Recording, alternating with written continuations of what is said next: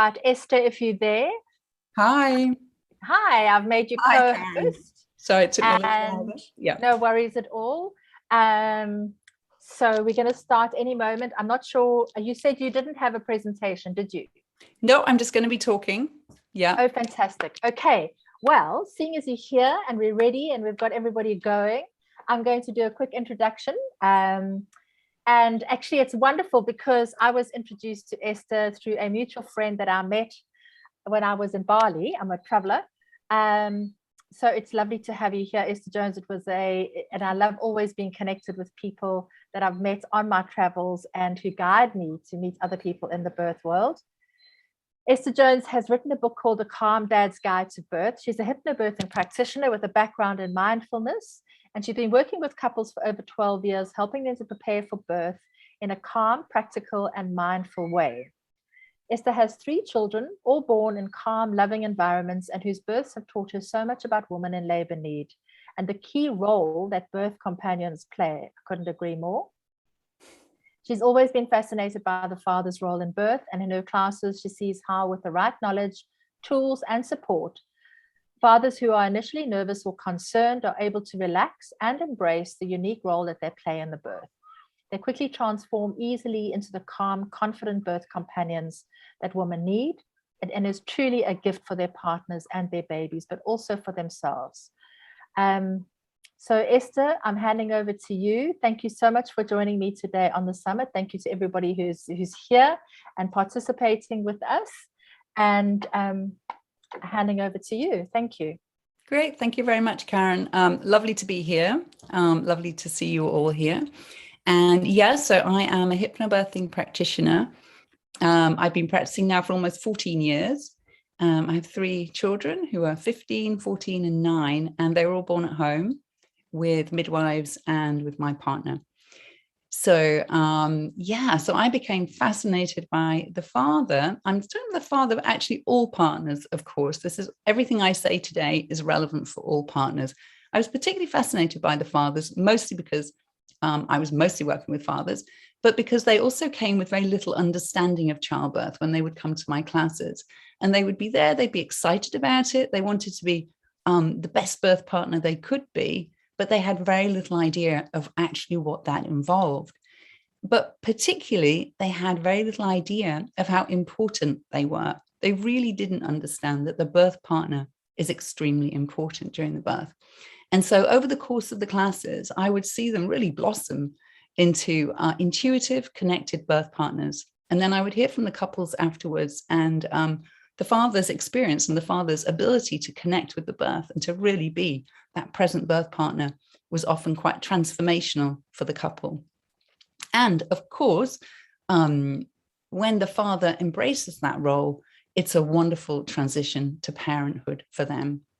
So research shows us that the birth partner really is important. A supportive and informed birth partner helps to reduce the risk of postpartum depression, helps the woman have a more positive birth experience, reduces the need for pain relief, and reduces the need for interventions. So that's really quite huge, isn't it? Like that's really a massive role that the birth partner plays. And yet so many fathers, partners don't feel that they have a very significant role beyond massaging, timing contractions, and so on. So what I want to do today in this 20 minutes is really just talk about why is the birth partner so important. And I'm going to do this. I don't know, because I can't see your faces. I'm not sure if we've got any partners here, but I'm going to really talk to the partners here. But of course, if the partner's not here, maybe you can then take the message back to them. So let's talk about why the birth partner really is so important. How can they have such a huge impact on the birth when they are present and connected? So to do this, we're going to go to the physiology of labor, and we're going to talk a little bit about actually what's happening in labor, and then we're going to come back to the birth partner. So you might have heard some of this during the day, or this might be completely new to you.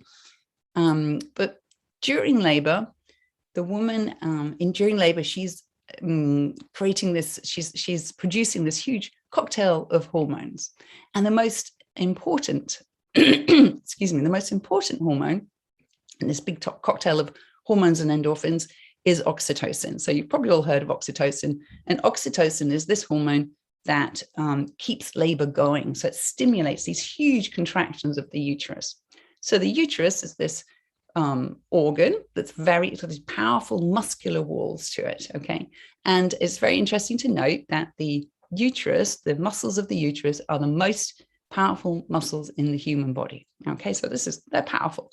And there are two layers that work together, okay? And that creates the contraction, or we might call it a surge in hypnobirthing. So these two sets of muscles are working together like this and opening the cervix. And this is oxytocin that keeps that going, okay? So we have to be creating lots of oxytocin to keep that going.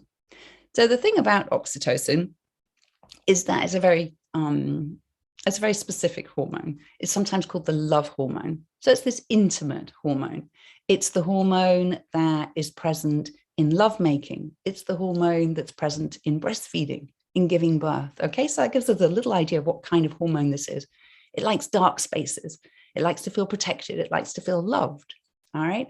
It's also called the shy hormone. So it will only come out when conditions are just right. Okay, so to secrete oxytocin, we must feel protected, safe. Ideally, we feel loved. All right, but we have to feel safe. So that's oxytocin. This is the hormone we need to keep the muscles of the uterus doing their work. So when we are secreting lots of oxytocin, we're relaxed. So our mind is relaxed, our body is relaxed. We've got the blood flowing all the way around the body, and particularly to these big muscles of the uterus that really need all the blood they can get. They need oxygen. They're strong muscles. They need all that power. Our breathing is regular. Our heartbeat is regular. And we're just really in an optimal state for giving birth. Okay. So unfortunately, oxytocin can get derailed quite easily, particularly during birth. And it gets derailed by the production of adrenaline. So women, like all mammals, we share the same, we'll call it survival or evolutionary kind of survival instinct. And we have this mechanism in us that if we are in danger, we can actually stop our own births. So to illustrate this, I'm going to ask you to imagine a cat giving birth. She's in the corner of a field, and we know intuitively that she's found the darkest little corner that she can find. She's all protected there.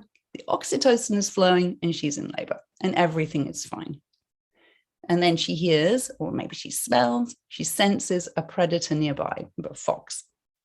And what happens? Her body goes into fight or flight. She goes into survival. She can't possibly give birth with a dangerous predator nearby. That would be the worst thing. So her body very wisely protects her. She stops secreting oxytocin, and she starts to secrete adrenaline. All right. So what happens in her body? She fills with adrenaline. The blood goes to all her big muscles ready to fight or flight. So particularly her legs. In the case of humans, that's our legs and our arms ready to run away or to battle. Her breathing gets fast and shallow. She's taking in less oxygen, and her heartbeat quickens. So what's happening to the muscles of the uterus now? They're starved of blood, of oxygen, and these poor muscles get weaker and weaker, and they just can't do their job. And so everything just sort of stops. And she's doing a very wise thing. She's halting her labor until that predator goes, or she finds a safer space. And then she's just going to shake that out, and she'll get back into her oxytocin state. Okay. So this is what we share with other mammals, this ability to stop our labor. So the thing about human beings, of course, is that in the case of the cat, when she's in labor, she's not really thinking about anything else. Humans, we don't actually have to be in danger to think we're in danger. Okay, so we've got this huge neocortex. It's always thinking. So it's a wonderful thing for planning holidays, for doing maths, for doing complicated things, but it overthinks. So we have this tendency to overthink and to bring fears into our lives when actually everything's okay.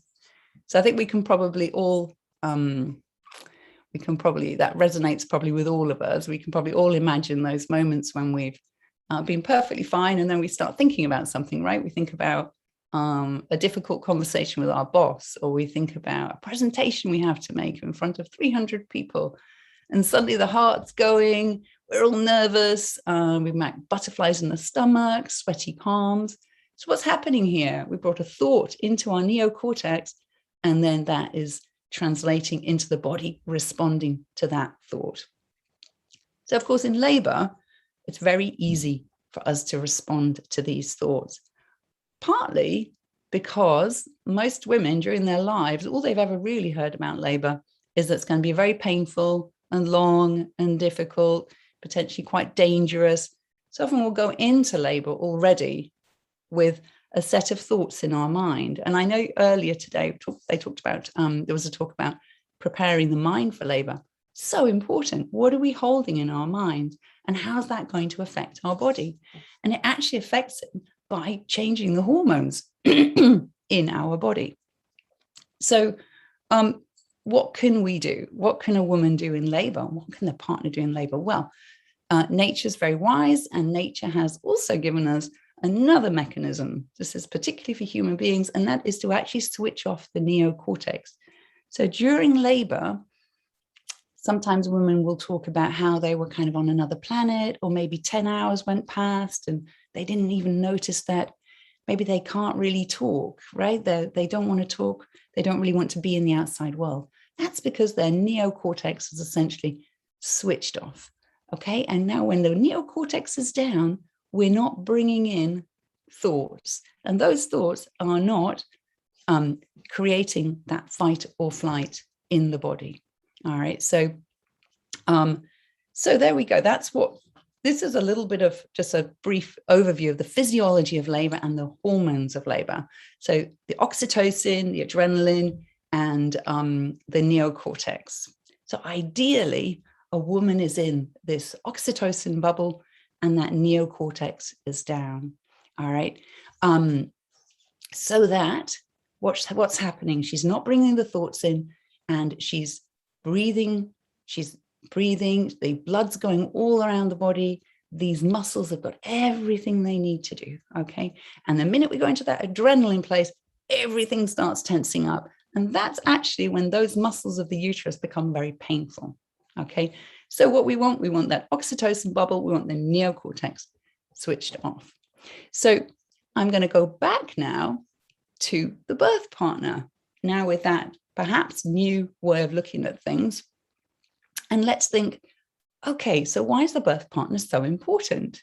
Well, the birth partner is likely to be the one person who is consistent throughout labor. So unless you have a doula with you or a home birth midwife, the partner is likely to be the person who's there right from the beginning of labor all the way through, the one consistent person.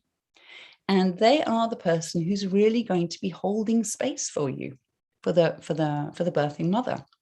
They are going to be the person who will help you feel safe, who will help you feel protected. They're going to be creating that space around you, essentially holding the space. So how can they hold that space to help the mother go inside, switch off the neocortex, and be in that place inside? And I'd like to just say here, I know Megan before us was talking about her birth experiences. And I'm just going to share very briefly that before we go on to that accompanying of the woman, that my births, gave birth 3 times. And my first birth was very much an adrenaline fueled birth because of the thoughts in my mind. I found it very difficult to let go. And it was quite a painful birth. My second and third births, there was really no pain. It was just this deep pressure. And they were, I'm going to say, oxytocin, neocortex down, fueled births. It really is a different way of giving birth. A relaxed body gives birth in a very different way from a tense body. Okay, so anything that can help us find that place inside, our birthing space, where the neocortex is switched off, is just wonderful. And this is why the birth partner is so important. So what can the birth partner do to make sure that we really are secreting all that oxytocin and that our neocortex is switched off? Well, first of all, let's talk about oxytocin. What makes oxytocin come out? We call it the shy hormone, the love hormone. Well, the partner's presence. What's the partner's presence made up of? First of all, it must be calm. All right, a person with lots of adrenaline is going to trigger us into producing adrenaline. We all know what that's like, nice and calm, and then a person comes along and they're all worked up and tense, and we can feel that rising in ourselves. So it's really important that the birth partner is calm when they're with us, and that might take them finding some mindfulness techniques for themselves, thinking about their own fears and worries, working through those before the birth so that they can be calm. So that's really the number one thing. I did a little course with a doula once, and she was a doula course, and she attended women in London in their homes. And she said the first thing she would do, she would see who is with the laboring woman. And she would take all the people out who had the adrenaline about them. Anyone who was a little bit uptight, she'd take them out, and they would be sent to the kitchen to make soup. Okay, so she was really tending that space and making sure the people around the mother are calm. Why? Because they're saying everything is safe. You're safe. Okay, a person with adrenaline is going to might trigger that fight or flight response. So then how do you interact with the mother in labor? Gentle words, soft touch, loving, protective, not telling her what to do, but just allowing her the space to express herself, letting her know what a wonderful job she's doing. When she looks at the birth partner, she sees confidence, right? So really helping her feel that she really can do this. So the way that we're communicating and interacting with the mother is just so important. Prompting any breathing or relaxation techniques also. So just thinking about, so again, for the father or the birth partner, really making sure they've attended those classes with the mother, making sure they're aware of all the different things that the mother's going to be using so that they can help prompt them or perhaps even do that with them. So in hypnobirthing, often the dads will learn the affirmations, they'll learn the breathing techniques so that they can bring that into that space, all right? So they're creating that oxytocin bubble around the mother, helping her find it and then helping her stay there. What else can he do? They can also just know that sometimes they don't have to do anything. So dads in particular, they're a little bit worried they've got to be doing things. If they're not doing something, they're a spare part in the room. Of course they're not. They're holding the space, which is huge. They're there. If they weren't there, it would feel different. So sometimes if the mother is just doing fine and everything is flowing perfectly, all the partner needs to do is be there, being there, connected. And the mother knows that they're there, that they're holding the space for them. Okay, so that's the way the partner is. The partner also is going to be tending the space. So looking out to see, is this an intimate space? Is this a kind of space where we could secrete oxytocin? Is this an oxytocin space? So lights down low, closing curtains, making it as intimate as possible. And in a hospital, of course, that's a little bit trickier. But still, just looking out, could people keep their voices down a little bit? Can a door be closed? Can we create more privacy? Can we create a little bit of a nest? And if it's really quite difficult and there are a lot of distractions, and then perhaps that person can really just be making sure that the mother feels that she's in that bubble. I worked with a couple recently, and in the hospital, the mother really just couldn't find her space. And finally, the father sort of actually created with his body a space for her, and he encouraged her to be with him in a way that he was just really actually creating a physical space around her, and he recited the affirmations to her, and then she found her birthing space, and she was there for about 4 or 5 hours, and they were there in this position where he actually physically with his body created that space, which I thought was very beautiful. So tending the physical space, very important. And then going on to the neocortex. Okay, so then we've talked about switching off the neocortex. How can we do that? Well, the neocortex some of the things that keep a neocortex bright are similar to the things that might produce adrenaline. So lights, making sure the lights are down low. Bright lights will switch our neocortex on. So lights low. Distractions, noise. We can imagine the things that distract us if we're working, even the things that will bring us out into the world. So noise, bright lights. Music is interesting. So music during birth can be absolutely lovely, but making sure it's a music that has a steady tempo, that doesn't have words that will bring memories, things that just, again, help us stay in that space, don't have us waking up. And questions. So the language we're using is super important. I think we've just mentioned the word pain in the last one. Pain, let's keep the word pain out of this. Pain, it's just going to make us switch on, isn't it, right? We don't need the word pain during labor. There are sensations, and they're big sensations, but they're not always pain. So the kind of language we're using, making sure our language is soothing, that it says everything is fine, everything is okay. And questions. So questions are when we ask someone a question, their neocortex lights up, ready to find the answer. So again, trying to avoid asking any questions of a woman in labor.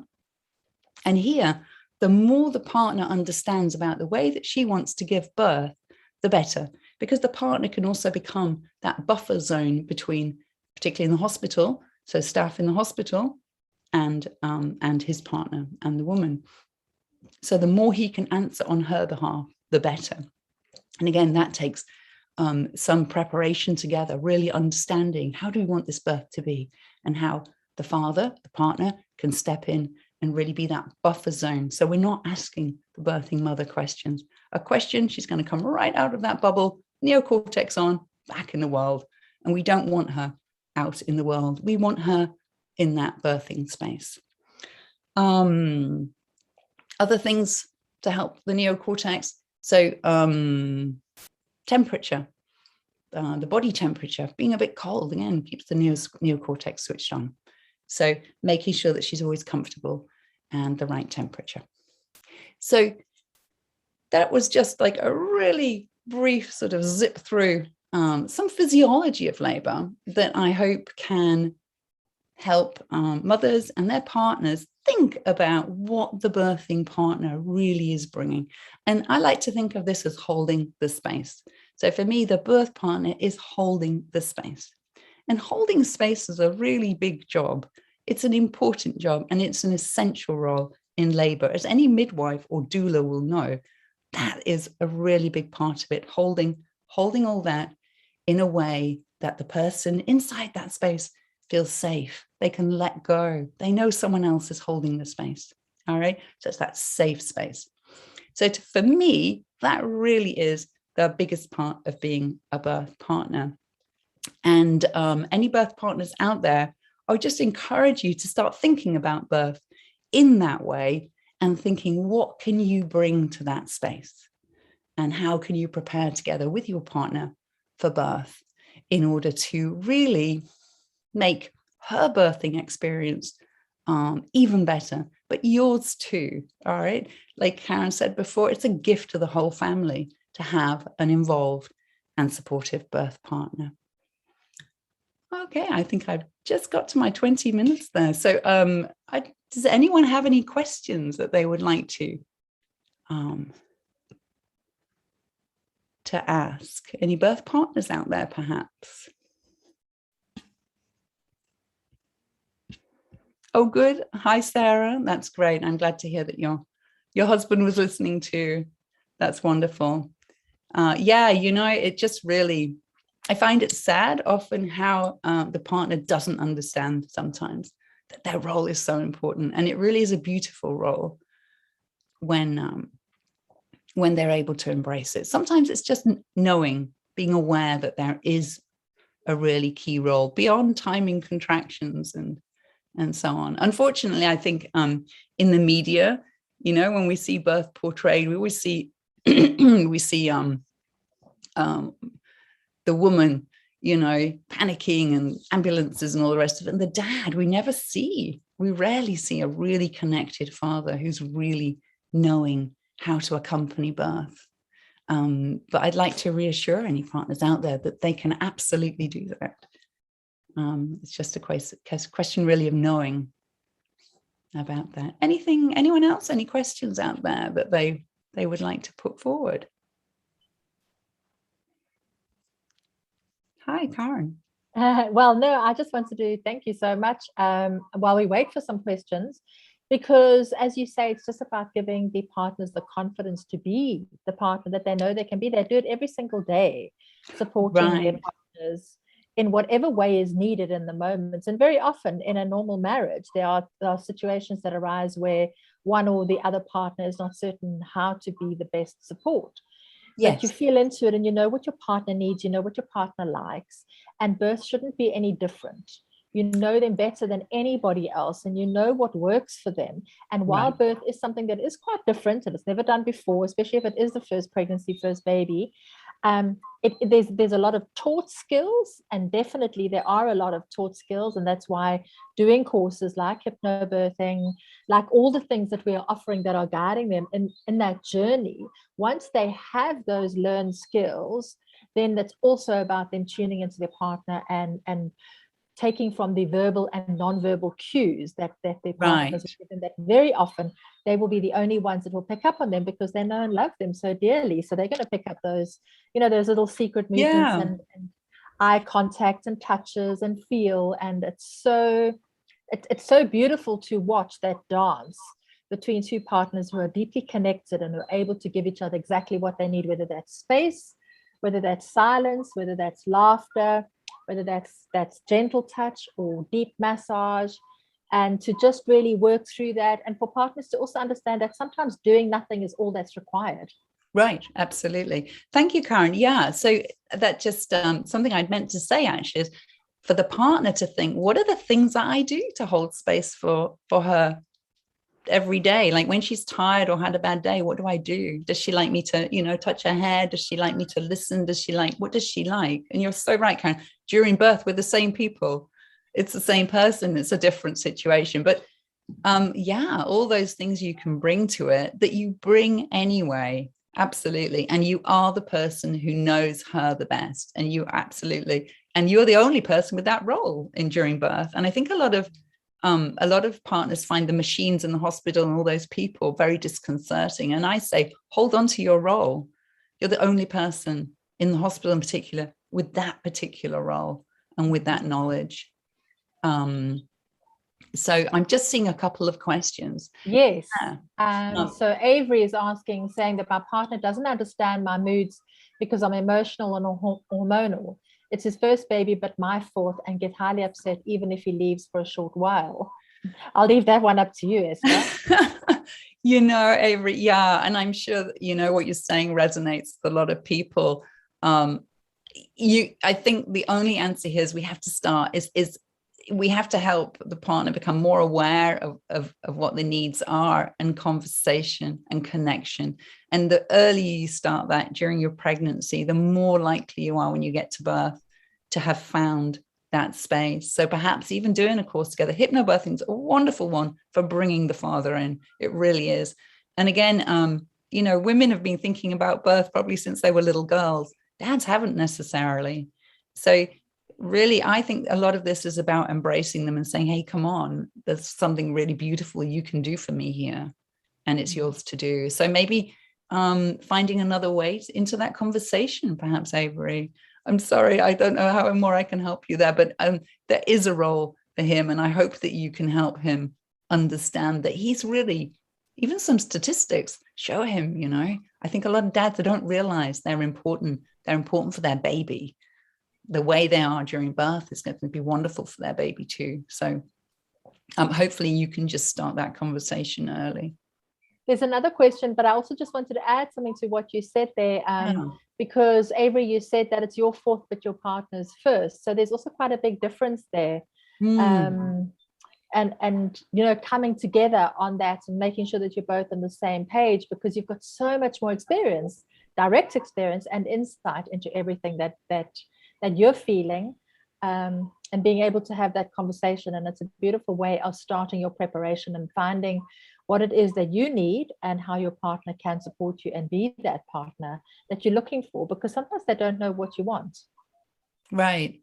Yeah. Yeah, I think a lot of real life is reflected in birth, actually. Very much so. You know, Very, a very lot of much our so. usual communication problems we're going to find in there too. But yeah, Yes. the fact that it is your fourth birth, you're certainly going to have a lot more knowledge of what you need, which is wonderful. So perhaps if you can find a way to express that. Cara and Louise are wondering about books, yes. podcasts.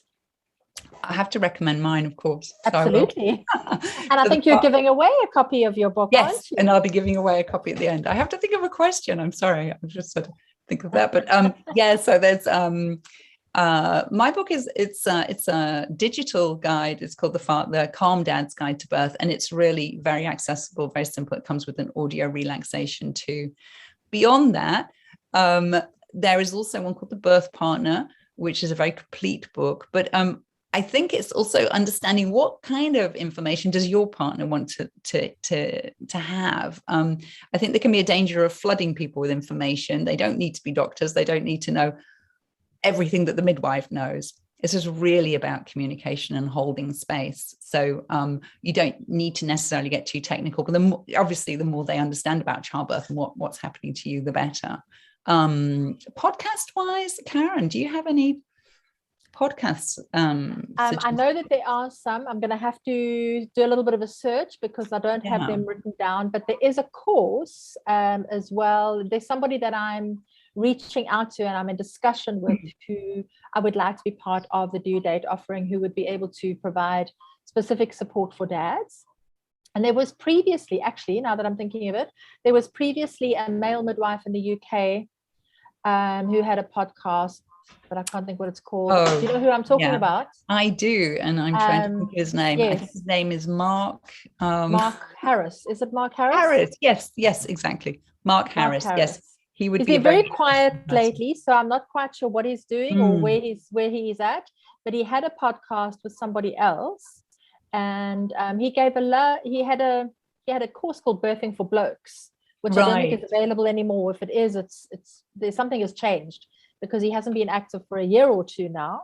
Right. But there's that. And then there's another book that I remember also from many years ago, one of the couples in my class, that the husband arrived with it, and he was a military man, and it was all like camo, and it was literally somebody who had written a book from the perspective of sort of like a military perspective.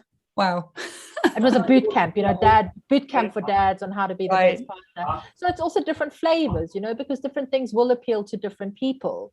And at the end of the day, we're all teaching the same thing. We're just doing it in different ways and finding what's going to resonate with different partners, because not all dads want or not all dads will initially connect with or resonate with or even understand the hypnobirthing and all of that. They might think it's a little bit out there, even though what we're doing in hypnobirthing is looking at the physiology of birth and the impact of your mind. And when we have a deep understanding of that, it's just taking it a little bit deeper and taking it one step further. So yes, it's definitely about different flavors, but at the end of the day, it's about guiding partners to be confident in their role as a partner. And I think I want to also mention something there about doulas, because very often, and it's not so, doulas are more popular these days, and there's a lot more doulas than there were 10 years ago. But initially, when doulas became popular, dads were really worried that, what is my role? If my wife is hiring a doula, what am I? And why does she need a doula and me? But the reality is the partners are able to be so much better when there's a doula present, because they can take their cues from the doula. The doula is the one that is constantly reassuring them that everything that they've never seen before, never experienced, is actually part of the process, and it's okay. And they certainly don't take the part. They almost they guide and pace and just give those, once again, verbal and non-verbal cues for the dad of how they can step into their role as partner, and it almost gives them the confidence to do that. Right. Yeah, I've seen that many times where doula's been a real gift to the father as well, and they've actually allowed the father to take that to take up their own space very, very confidently. That's very true. Yeah. Yeah, and Yeah. it can be an issue in some hospitals whether you're only allowed one person in. I know that that can be, particularly in COVID times, where they have to make the choice between the doula and the partner. But oh, excuse me. But certainly, yeah, a doula can really enhance the couple's, the father's experience too. Absolutely. Yeah. Yeah, especially an experienced doula who understands, that dance between the couple and the importance of them being connected. And just as the a partner who's tuned in will know when to step in and when to step back, Yeah. when to give silence, when to give something else, so will a doula. She can, sometimes move behind the dad and say, right, this is for you, or this would be a good time to do some massaging or whatever. So it's a very gentle guidance and a support role that the doula plays. Yeah, you've Whole just made me think of something there, Karen, about that idea of the dance and birth being a bit of a dance between. And so something that's really helping, maybe then it stops helping, we move on to another space where something else is needed. And I think that that's a really lovely way to look at it. It's like this constantly communicating and dancing together through that. And so the birth partner shouldn't be thinking, oh, I was doing that, now it doesn't work, now it's wrong. Nothing's wrong. It's just, oh, now where are we going? And I think having that curiosity about it and seeing, where's this dance going now? Now what's needed? Now what does she need? How can I be with her? Absolutely. Yeah, because labor is dynamic, birth is dynamic, and we actually want it to be changing all the time. If it's changing all the time, it means we're making progress, because as things change and become a little bit more intense, she's going to need either more or less support, or support in a different way. And that's an indication that things are actually progressing. We're moving, we're on the path. So definitely it will change, So, I think in the media always tends to portray things and put a spin on it that makes it either funny or more dramatic. But very often you will see, in the media, the partner trying to touch her and her pushing his hands away and don't touch me like that. And I mean, that actually does happen in labor, because one moment they're touching and it's absolutely perfect and she's all lovely, thank you so much. And then 5 minutes later, it's not working anymore. But he doesn't know that unless she tells him. And, so it certainly does happen for the partner not to take anything personally in that space, because things are changing dynamically. And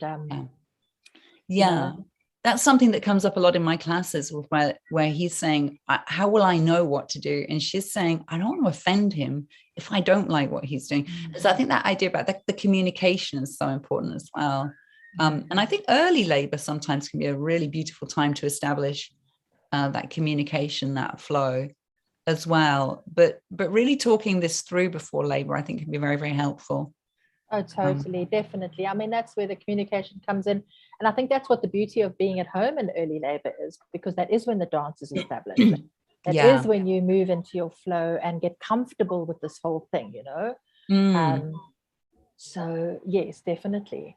I just want, while you carry on, I'm just going to read Avery's message and then you can say what you were going to say. So no, I was just thinking that it's really important. So once you've established that dance at home, then if you are moving into a hospital setting, that you go there with that same confidence, that little unit stays quite strong, that when you get there, the dad suddenly doesn't feel displaced by the machines and the people. Perhaps his job is even more important in the hospital. Perhaps that's really what we should be thinking, that in the hospital, that consistent space holding person who makes you feel safe is even more important. I couldn't agree more. I couldn't agree more. And very often it's when they get to the hospital where they tend to take a step back, because it isn't their environment anymore and they're not sure what to do. And it's a really important conversation to have in that preparation time, is how comfortable do they feel in that hospital environment? How comfortable do they feel communicating with hospital staff and medical personnel and having conversations that are potentially uncomfortable? Because what I often see as soon as I get into the hospital is that they take a step back and they become a little bit jokey, or they focus all their attention on the machines and the technology, and they think, oh great, we've got all this technology now and every beep and whatever, and their focus shifts from the partner to the machines, which is exactly what we don't want. It is the medical staff's responsibility. They're managing all of that. It's the emotional and physical support that she needs more than anything else. And those machines are just there. I mean, to support the medical side and of the birth. Yeah, absolutely. Yeah. And again, I think it's all about preparation as well, isn't it? Really being involved in the preparation. Ideally, the partner has met the staff at the hospital. Ideally, the partner's also done the hospital visit, and also really knows what the mother's looking for from her birth, and really understands her, so that he is confident in that in speaking with staff as well. Yeah. And I think, the Avery's question, and Avery, it's quite a difficult one to address in an open public forum like this, but you have asked it. And so what I would say is that really it's just about communication. I mean, I totally get where you're coming from, and it's huge. And if you aren't able to address that, it could get in the way of the way your labor progresses and your ability to go into labor spontaneously, because of that internal fear and anxiety around your partner leaving you. It's a very real fear, and you're not alone in it. So it's definitely something that you want to be able to openly discuss with your partner during pregnancy, and that might even be in a facilitated conversation, because it is something that is very important for you to feel comfortable and confident with, because you're bringing a baby into the world together, and you are doing this together. So you want to know that you're together. Yeah, I think I'm just going to follow on there, Karen, for everyone, not particularly for you, Avery, but pregnancy, labor, and child, and then parenthood. It's a continuum, really, and how we are responding to each other in pregnancy, and how we're responding to each other in labor, and then how we're responding to each other as new parents. It's all, something to be felt into, and to be understood, and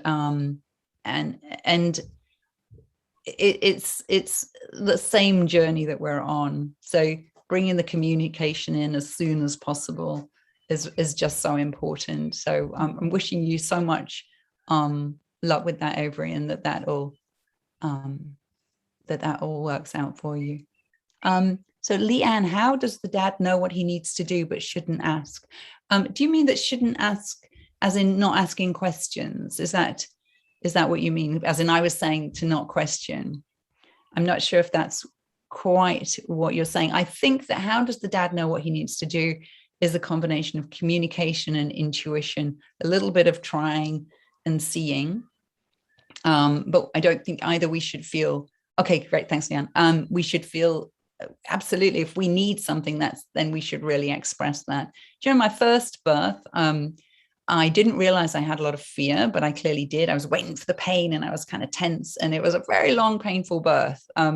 It was beautiful. I was at home, it was beautifully attended, but it was long and it was painful because I had a lot going on kind of up here.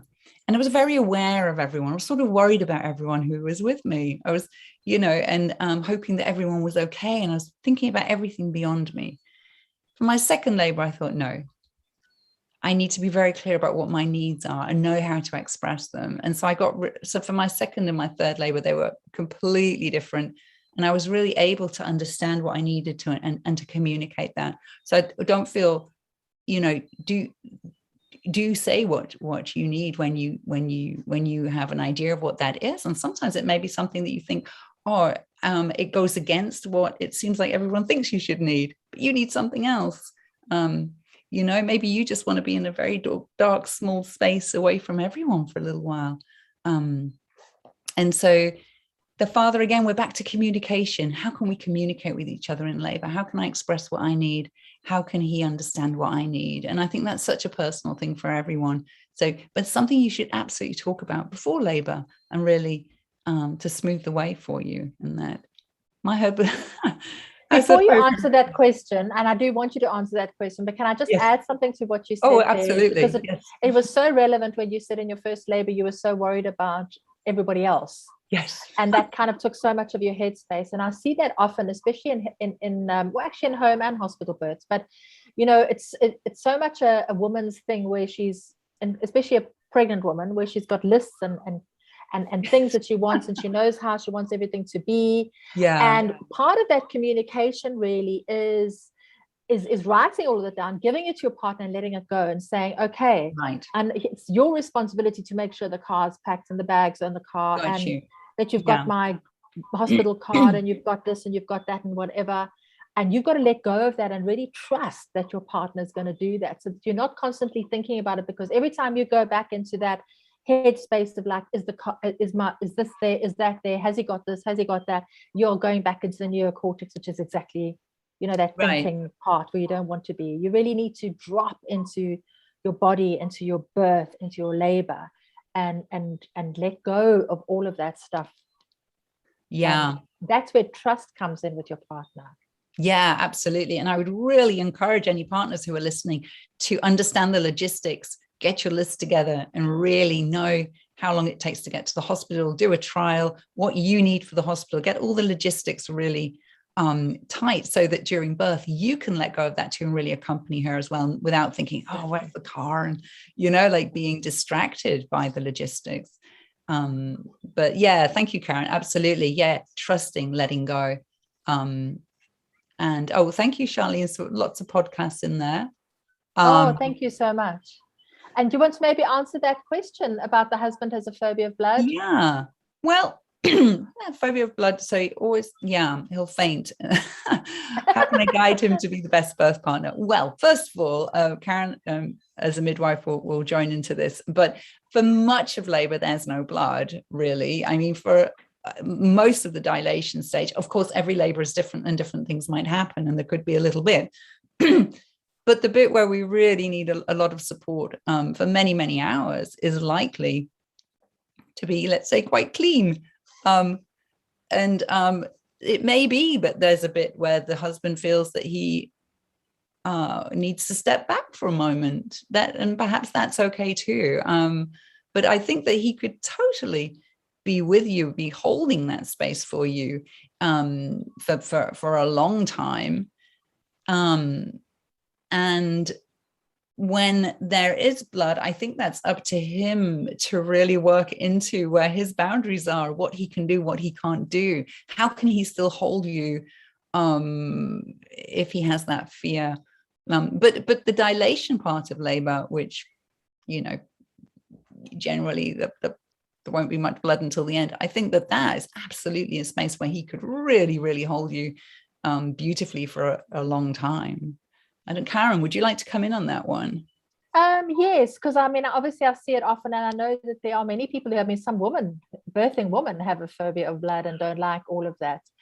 And we can't necessarily change that, but also, as you said, first of all, there isn't much until the end, and the end is such a short amount of time if you compare the whole process of labor, which is many, many, many hours. And if we include early labor, generally early labor, especially in a first pregnancy, is 12 or 14 hours when you're at home in very early labor. And when you're in hospital, it's another couple of hours, and there isn't any blood to be seen. So your role is so much more important and goes so much beyond that aspect of bodily fluids. It's an emotional support role. And, when it does get to the point where there is bodily fluids, because it's not just blood, then either positioning yourself where you're unable to see them, or just turning your back. When you're standing next to your wife or your partner during birth, you can turn your back so that you're just facing her head and not looking at what's going on down below, if that's what you prefer.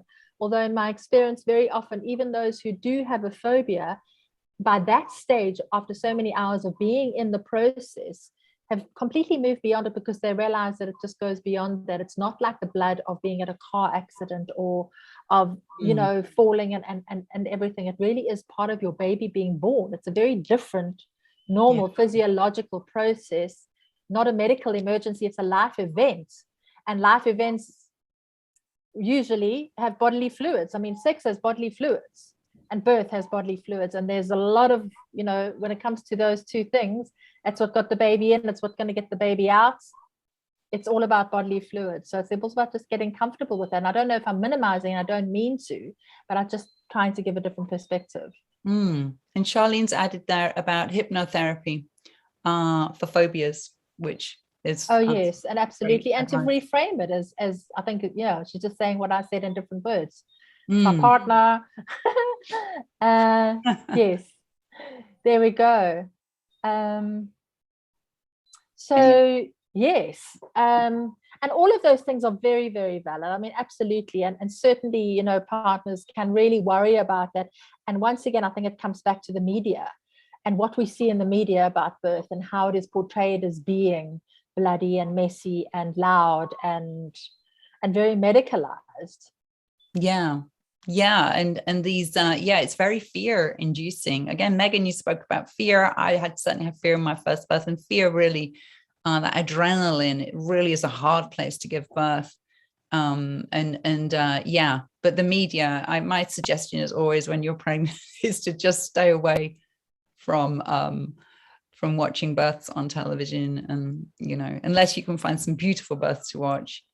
Do you know my, just a little anecdote here, my 8-year-old, when she was 8, my daughter came to me and she said, "Oh, I don't think I'll have a baby." And I said, "Oh, why is that?" She said, "Oh, I just saw a lady giving birth on television." And she said, "It looked terrible. It looked horrible." Anyway, it turned out she'd been watching Friends with her big brothers, and she'd seen Jennifer Aniston give birth, which is really, the Jennifer Aniston birth in Friends is really a tremendously awful portrayal. She's all tense and she's there. And I thought, wow, she's 8, you know, and she's already, even with me as her mother, she's already, that's going into her psyche, but didn't go into, in fact, here's another thing I just like to mention. It didn't go into her brothers' minds like that. And in fact, something I also see in the dads, and is that they often have a lot of confidence in their partners, partly because they haven't been bringing on all these thoughts about childbirth since they were little girls. They come at it with a, yeah, of course she's going to be amazing. They don't doubt her. So I often see it where the partner actually really has this genuine level of confidence in her, even when she's saying, "Oh, I don't know if I can do this." And the partner's saying, "Yeah, well, why not?" And I think that that's a real gift too. If the partner has that level of confidence in her body, that her body's going to work beautifully, then that's just a really beautiful thing to bring to the birth, because perhaps they've been a little less infected by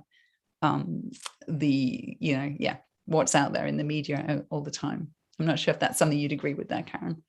Oh, I couldn't agree more. And I think it's such a beautiful thing. And I love what you say about how your daughter and son took it in differently. And I've also seen that. And, you know, I can't remember who it was who said, and I think it could have been Anna Mae Gaskin, who said that a childbirth education begins in childhood. Right. And I can say that that's true for me, because my mother was a midwife and I grew up with her coming home and sharing stories of births that she had attended. And so for me, it was always beautiful and normal, and it was part of my upbringing. And when we used to go on our holidays to my uncle's farm, where often she would be called out to attend one of the births of the farm workers. I mean, I would be she'd be holding onto her ankles as she walked out the door saying, "Oh, take me. And she never would. And I think the closest I ever got was to all the animals giving birth. But even that was beautiful education for me, because as you spoke about, you know, how important it is when we see animals birthing. It's really is the same for us. So yes, my childbirth education began as a child. And so I've never seen it as anything other than beautiful, powerful, amazing, natural, physiological, and not a medical event. Right. And, you know, then I went to study midwifery and learned a whole lot and thought, oh, I've learned all of this amazing stuff. And I've spent the last 10 years unlearning it and relearning it in a way that truly supports women. So I really have gone around and done that 360, and I'm still learning, and I never stop learning. Right. Every single birth I attend is a new learning experience, and that's what I love about my job. I don't think there's any other job in the world that not only is such a privilege, but that allows you to continuously be learning, and it really is a privilege to be invited into the birth space with a woman and her partner, and to be part of that birthing team. So yes, I couldn't agree more. And there's a question here from Avery about whether or not the session is going to be downloaded. Yes, absolutely, Avery. You've been receiving all the emails and messages. So The links to all the downloads will be shared with you, because I know that not everybody can attend all the sessions, and many of you will have missed some or had to pop out at some stage. So all of the sessions will be recorded, and you'll be emailed the links so that you're able to go and watch them again in your own time. And of course, they will also be part of the due date, along with all of these speakers and the other benefits of being part of the due date club. So yes, they will definitely be there. And we've got lots of people joining, and it's almost time. Let me just quickly check here. Oh, we've still actually got another 5 minutes if anybody still has any questions for Esther, specifically about the partner's role in birth.